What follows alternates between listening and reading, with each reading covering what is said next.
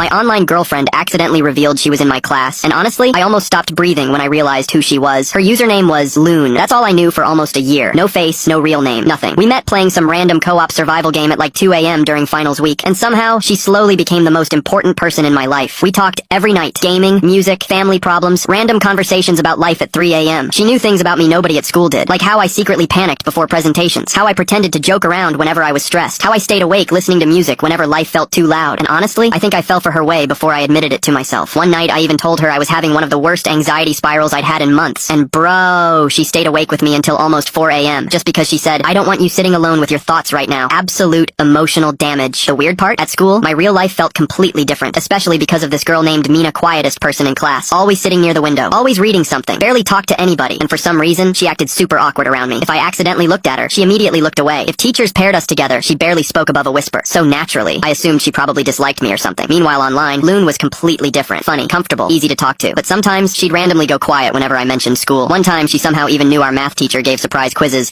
whenever he wore that ugly green tie. Bro! I remember staring at my screen thinking, how would you even know that? But before I could ask, she changed the subject. Then one night, everything completely broke my brain. We were gaming together like usual, when Loon suddenly said, "I think I saw you today."